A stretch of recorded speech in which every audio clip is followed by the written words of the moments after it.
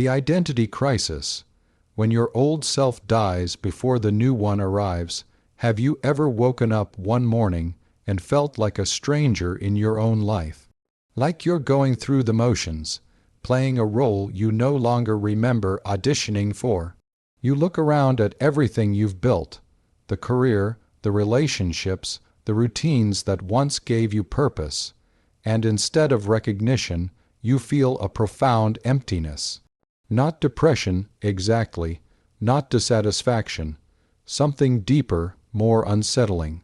It's as if the person who wanted all these things has quietly died, but you're still here, standing in their shoes, wearing their life like an ill-fitting costume. This is the liminal space, the in-between, the place where your old self has already died, but your new self hasn't yet been born. And if you're in it right now, or if you've ever been in it, you know it's one of the most disorienting experiences of human existence. It's the identity crisis that goes beyond questioning your career or your relationship status. It's the fundamental dissolution of who you thought you were, without any clear indication of who you're becoming. The ancient mystics called it the dark night of the soul. Jung called it the confrontation with the self. Modern psychology might label it an existential crisis or a period of transition. But none of these terms quite capture the raw terror and strange exhilaration of standing in the void between identities, between lives, between versions of yourself. Today, we're going into that void, because understanding this death before birth isn't just about surviving it. It's about recognizing it as the most crucial threshold you'll ever cross on the journey toward becoming who you actually are. Let me tell you about someone. Let's call him Michael. On paper, Michael's life looked enviable. At 35, he'd achieved everything he set out to accomplish in his 20s. He had the respected career in law, the beautiful apartment in the right neighborhood, the long-term relationship that everyone assured him was stable and good. His friends admired his discipline, his focus, his success at adulting. But somewhere around his 34th birthday, something began to crack. It started small. He'd be in meetings and suddenly feel like he was watching himself from outside his body, wondering why this person was nodding and agreeing to things that didn't matter. He'd lie in bed next to his partner and feel an ocean of distance, not because anything was wrong, but because nothing was particularly right either. He stopped being able to answer the question, "How are you?" because he genuinely didn't know. The person who had those answers, the Michael, who had opinions and preferences and a clear sense of direction. That person seemed to have evacuated the premises without warning. What terrified him most wasn't the dissatisfaction. It was the numbness, the sense that he'd been following a script written by someone else, and now the pages were blank. He couldn't go back to who he was. That person felt impossibly foreign now, like a childhood home you can't return to because it's been demolished.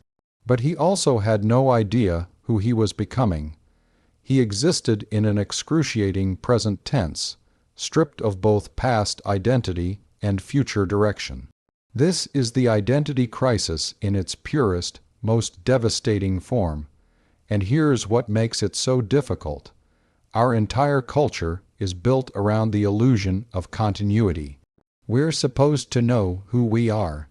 We're supposed to have a stable sense of self that persists from childhood through old age, just accumulating experiences and wisdom, but remaining fundamentally the same person.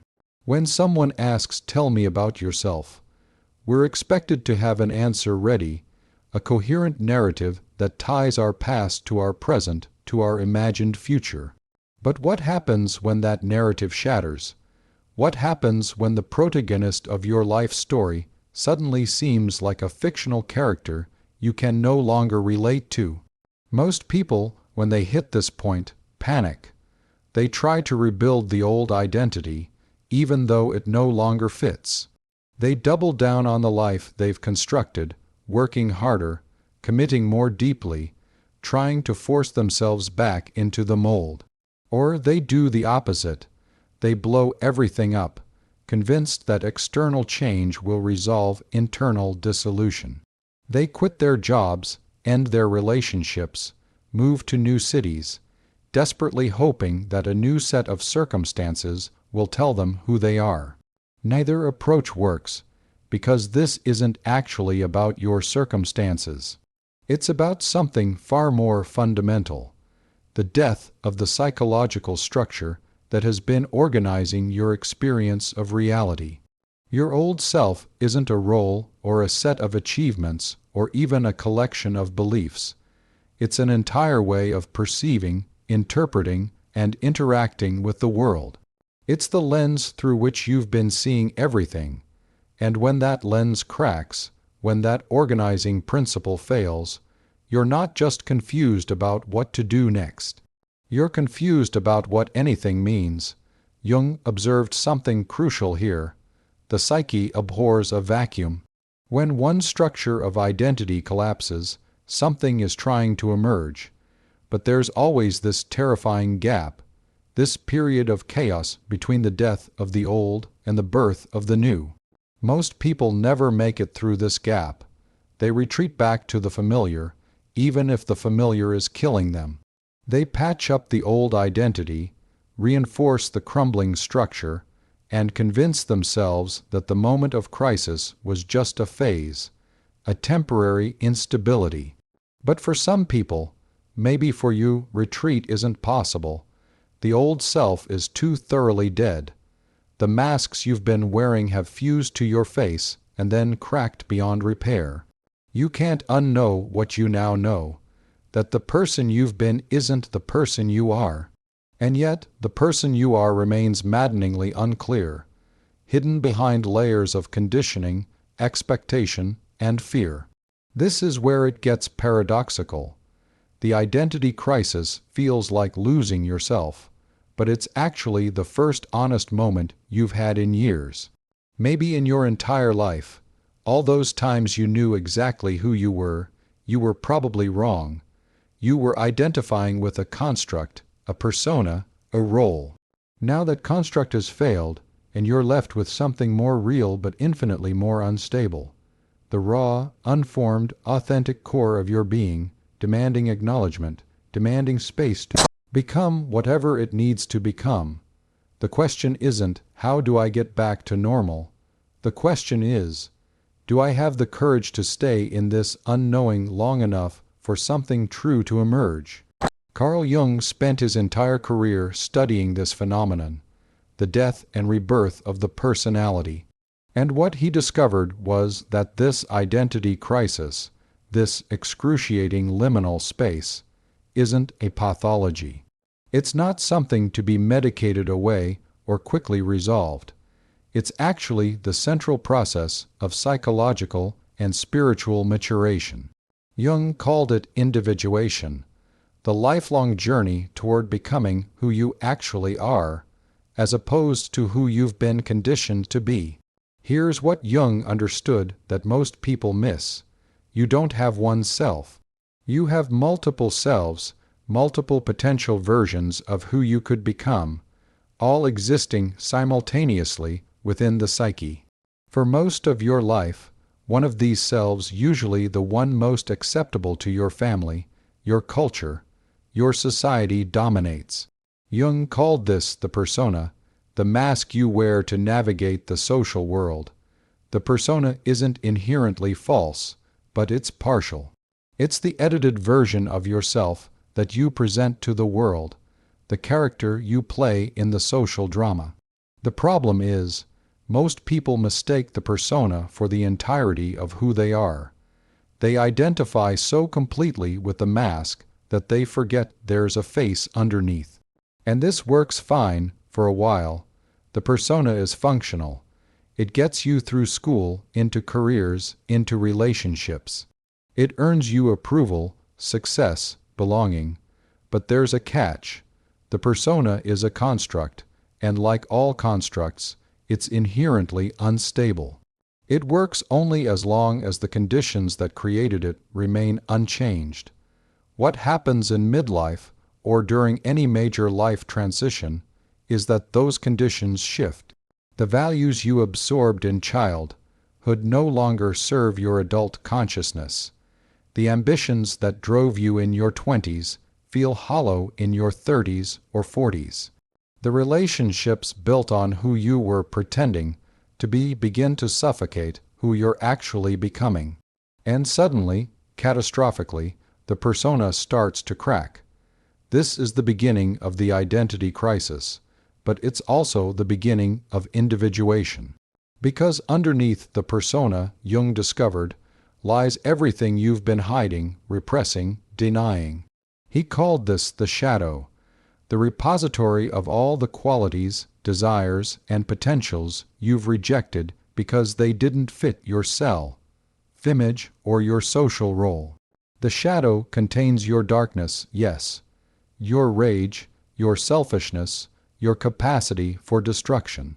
But it also contains your gold, your authentic creativity, your genuine power, your real desires, the unlived life you've been carrying inside you like a secret. When your old identity dies, what's actually happening is that the shadow is rising. All those repressed aspects of yourself are demanding recognition. This is why the identity crisis feels so chaotic and destabilizing. You're not just losing who you were. You're being confronted with everything you refuse to be. And the psyche, in its wisdom, knows that you cannot become whole by continuing to exclude these parts of yourself. Integration is the only way forward. Jung was adamant about this. You cannot individuate by becoming better, more perfected, more enlightened. You individuate by becoming more complete, which means acknowledging and integrating the parts of yourself you've been at war with. The judger who wants to be accepting must acknowledge their judgment. The people-pleaser who wants to be authentic must acknowledge their resentment. The rational mind that wants to transcend emotion must acknowledge the feeling function it's been suppressing. This is what's happening in the liminal space between identities. The old self, the persona, has to die because it was too small, too limiting. It couldn't contain all of who you are. And the new self that's struggling to be born, it's not a better version of the old self. It's a fundamentally different organization of the psyche, one that includes rather than excludes, that integrates rather than represses. But here's the crucial insight. This new self cannot be forced into existence. You cannot think your way into it, plan your way toward it, or will it into being through sheer determination. Jung called the force behind individuation the self, with a capital S to distinguish it from the ego. The self is the totality of the psyche, the organizing principle that transcends conscious control. It's not something you create, it's something you surrender to. This is perhaps the most difficult teaching in all of Jung's work. Western culture trains us to be in control, to actively construct our identities, to be the authors of our own stories. But individuation requires the opposite, a kind of active receptivity, a willingness to let the psyche do its work. You have to cooperate with a process you don't fully understand, trust a direction you can't clearly see, and allow yourself to be transformed by forces arising from your own depths. Jung observed that the psyche has a natural tendency toward wholeness, toward balance. When you've over-identified with one aspect of yourself, the psyche will compensate by constellating the opposite. The person who's been overly rational will be flooded with emotion. The person who's been selflessly serving others will suddenly feel overwhelmed by selfish desires. This isn't regression or breakdown. It's enantiodromia. The psyche is self-regulating principle that transforms any extreme position into its opposite. The identity crisis, then, is the psyche's way of forcing a rebalancing. Your old self wasn't wrong, necessarily. It was just too one-sided, and now the other side, the neglected, rejected, unlived side, is demanding its place in consciousness. The liminal space is where these opposites meet, clash, and eventually begin to integrate. It's agonizing because you're being torn apart by conflicting forces within yourself. But you're also, slowly, mysteriously, being reconstructed into something more whole. The identity crisis isn't just a psychological phenomenon. It's fundamentally existential, touching on the deepest questions of philosophy. What is the self? Is identity something we discover or something we create? Can there be an authentic self beneath the layers of social conditioning? These questions have haunted philosophers for millennia, and they become urgently personal when you're standing in the void between identities. Kierkegaard, the father of existentialism, understood this crisis intimately. He spoke of the despair of not being willing to be oneself, the anguish of living inauthentically, of being a self one hasn't chosen, but has merely inherited. But he also recognized an even deeper despair, the terror of being willing to be oneself, of accepting the burden of authentic existence. Because authentic existence means taking full responsibility for who you are and who you're becoming. It means you can no longer blame your parents, your circumstances, your past. You have to own your choices, even the choice of who you decide to be. This is what makes the liminal space so terrifying. In the death of the old self, all your excuses die too. You can't claim anymore that you're doing what you're supposed to do, following the path laid out for you, meeting expectations. When the structure collapses, you're left with radical freedom, and as Sartre observed, humans are condemned to be free. Freedom isn't liberation, it's a burden. It's the weight of having to choose yourself, moment by moment, without any guarantee that you're choosing correctly. Nietzsche saw this crisis as the necessary prelude to transformation. His concept of the death of God wasn't primarily about religion. It was about the death of any external source of meaning, value, or identity. When all the structures that told you who you are and what matters fall away, you're faced with what Nietzsche called the abyss. And the abyss, famously, gazes back into you. You see the groundlessness of existence, the lack of inherent meaning, the absence of any fixed self. But Nietzsche didn't see this as tragedy. He saw it as opportunity. The death of the old self, the dissolution of inherited identity, creates the possibility for what he called self-overcoming. You're no longer bound by what you've been. You can become what you will yourself to become. The Übermensch isn't a superior human being. It's a human being who has the courage to create their own values, define their own meaning, become their own authority. Eastern philosophy approaches this from a different angle, but arrives at similar insights. Buddhism teaches that the self is an illusion, a construction, a process rather than a thing. What you call I is just a convenient fiction, a story you tell yourself to create continuity in a universe of constant flux. The identity crisis, from this perspective, is the moment when the fiction becomes visible as fiction. The self you thought you were never existed in the way you imagined. It was always empty, always changing, always contingent. This sounds nihilistic, but it's actually liberating. If there's no fixed self to protect, defend, or maintain, then you're free to become anything. The anxiety of the liminal space comes from clinging to the idea that you are somebody, that you need to be somebody.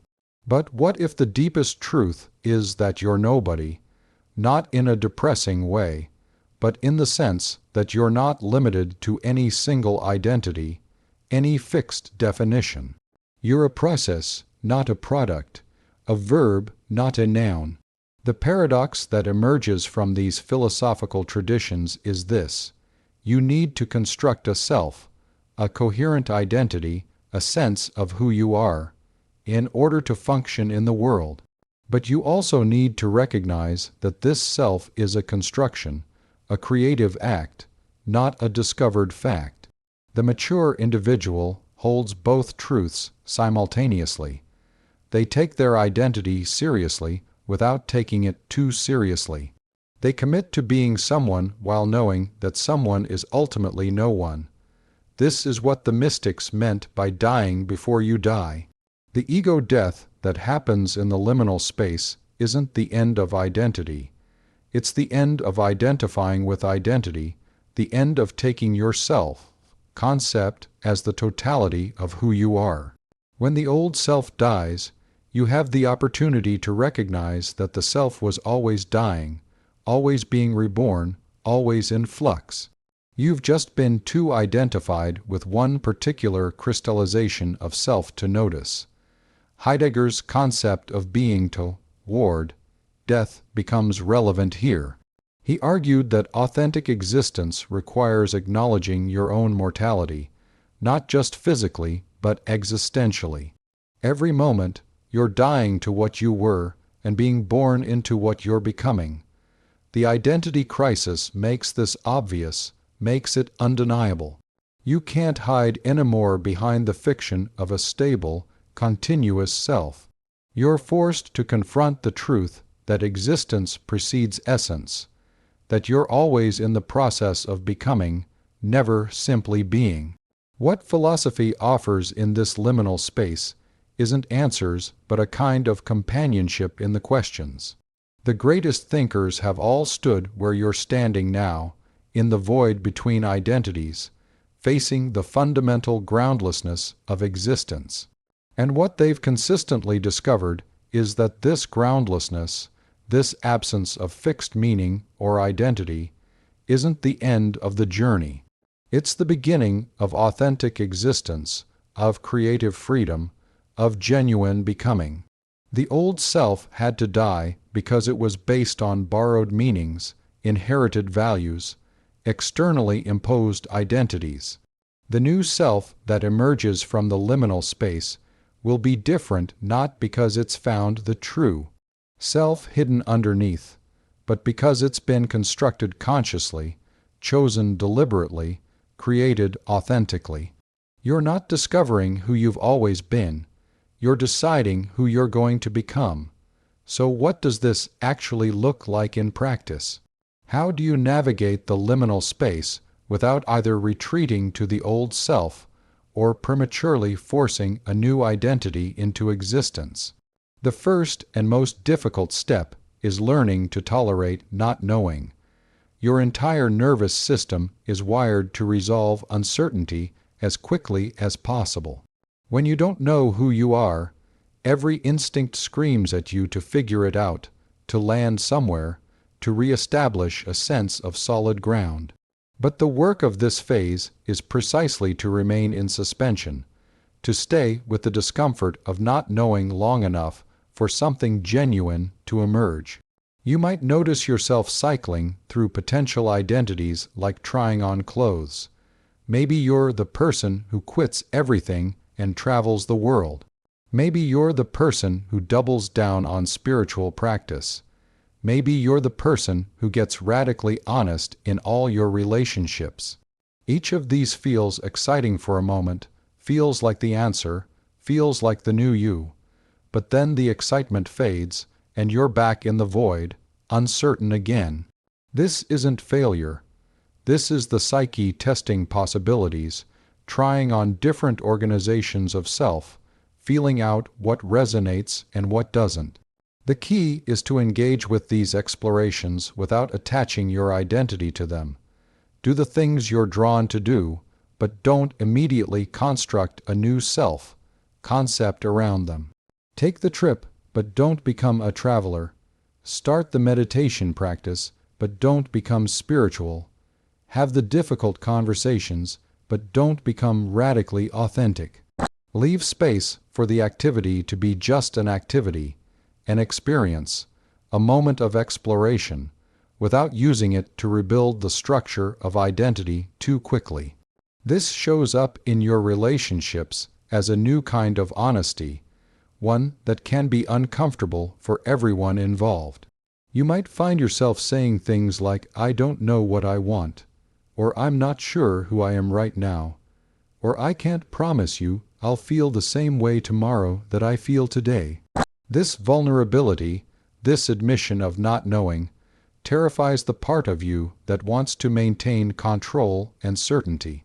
But it's also the most honest you've ever been. The old you would have pretended to have answers, would have constructed a facade of stability.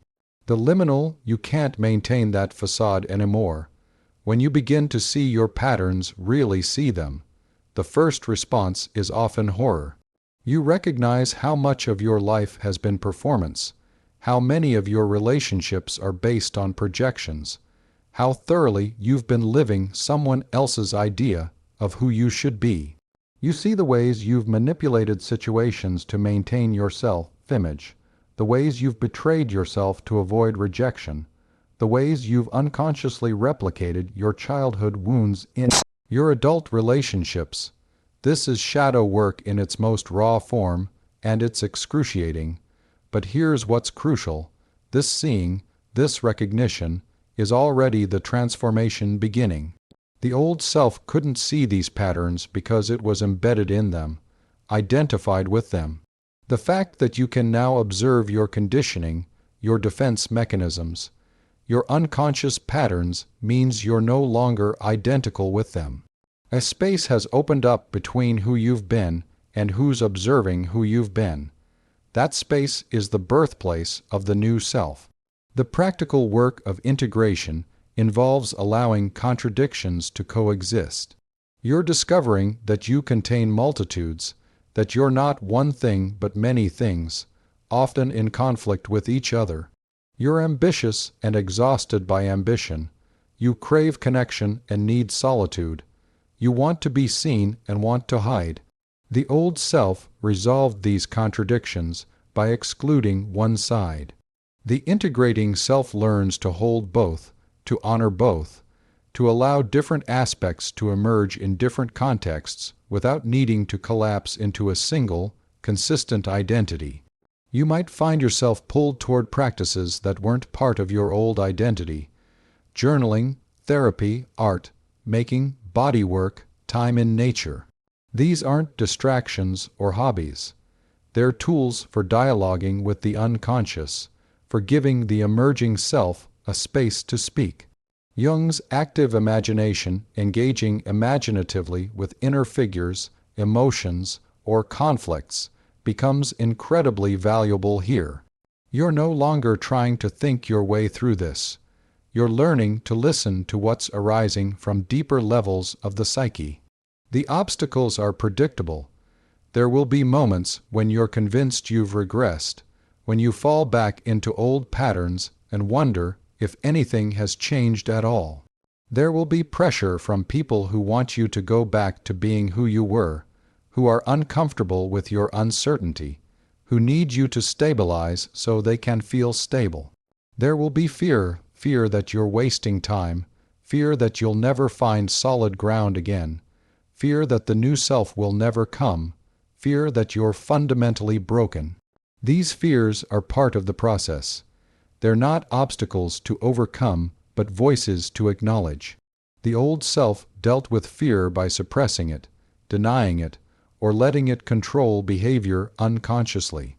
The integrating self learns to have a different relationship with fear, to feel it fully without being ruled by it, to recognize it as information rather than truth, to thank it for trying to protect you while not letting it make your decisions.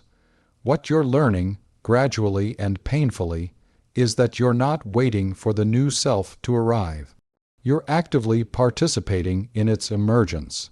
Every choice you make, to stay with discomfort rather than escape it, to speak truth rather than maintain pretense, to honor what's real rather than what's expected, is a choice to co-create with deeper forces of the psyche, The new self isn't something that will appear fully formed one day. It's being built, moment by moment, in how you respond to this liminal space. And then, gradually, something shifts, not all at once, not in a dramatic moment of revelation, but slowly, almost imperceptibly, you realize you're standing on different ground. The void that terrified you has become familiar territory. The not knowing that felt like death has revealed itself as a kind of freedom. You're still you, whoever that is, but you're you differently. What changes isn't that you suddenly have all the answers or a fixed sense of who you are. What changes is your relationship to the questions. The old self needed certainty, needed to know, needed to be somebody definite and defined. The transformed self is more comfortable with ambiguity, more at ease with becoming. You start to recognize that identity is always provisional, always in process. You're not discovering your true self. You're inventing it, moment by moment, through how you choose to respond to life. You notice you're less defended. The need to protect a particular self-image has loosened. You can receive criticism without it destroying you, because you're no longer identified with a fixed concept of yourself that needs defending. You can acknowledge your failures and limitations without shame overwhelming you, because you understand that these are just aspects of the current organization of self, not eternal truths about your inherent worth or nature. Your relationships transform. Some end, not with drama, but with a quiet mutual recognition that they were based on who you both were pretending to be. And now that the pretense has fallen away, there's nothing left to sustain them. Other relationships deepen in ways you couldn't have imagined, becoming real for the first time, based on who you actually are rather than who you were performing as. New relationships emerge that would have been impossible before, because the frequency you're operating on has changed entirely.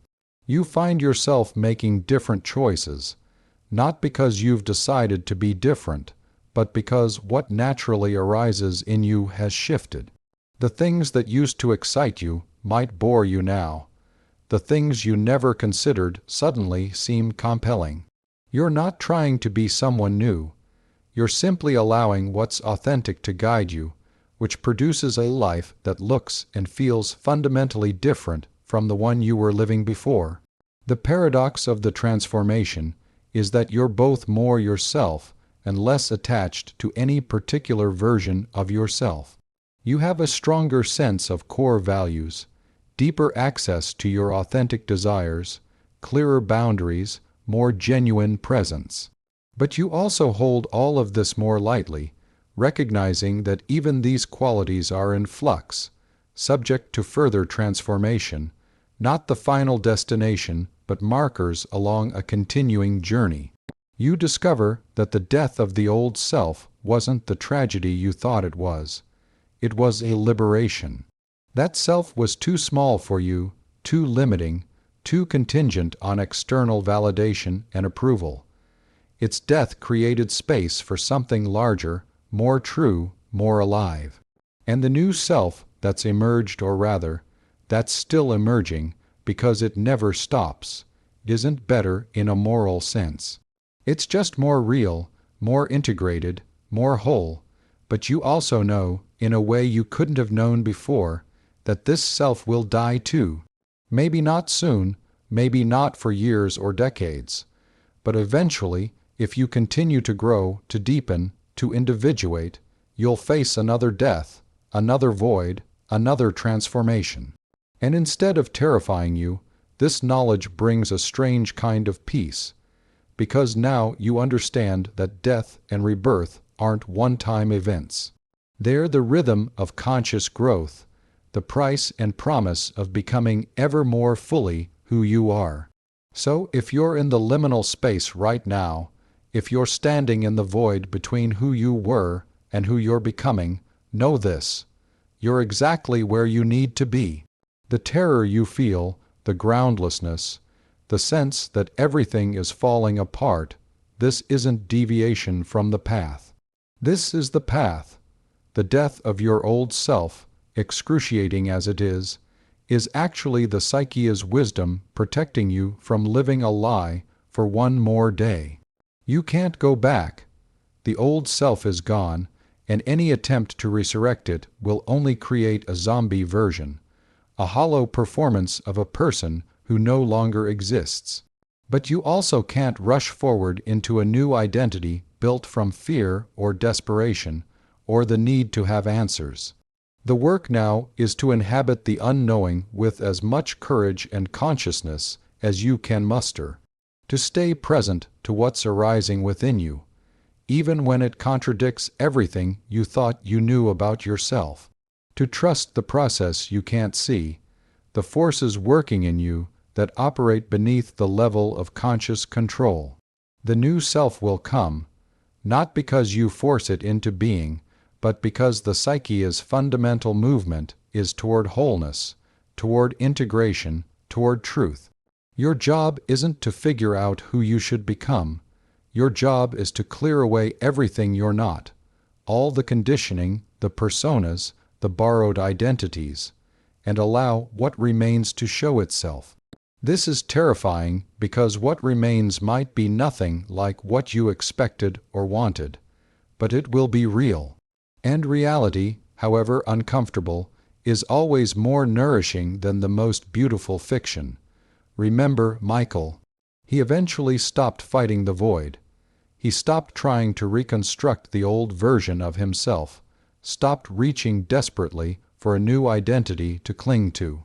He learned to sit with the not knowing, to let himself be unmade. And slowly, over months that felt like years, something began to emerge. Not a better lawyer, not a different person in a different life, but the same person reorganized around what was actually true for him rather than what was expected of him. His life changed inevitably. Some of what he built fell away. But what remained, and what newly emerged, was so much more alive than anything he'd experienced before that even the losses felt like gains. Your transformation will be different.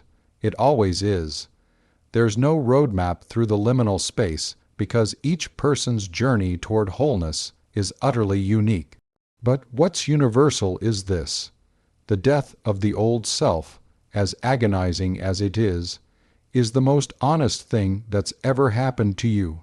And if you can find the courage to stay with it, to let yourself be transformed by it rather than running from it, you'll discover that who you're becoming is more real, more whole, more authentically you than who you've ever been.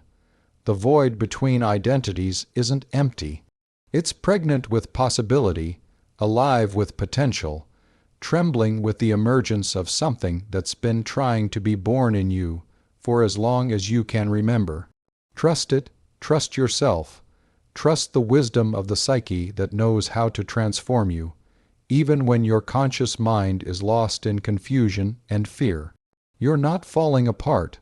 You're falling together in a new configuration, and on the other side of this death, if you can bear it, is a life you can finally recognize as your own.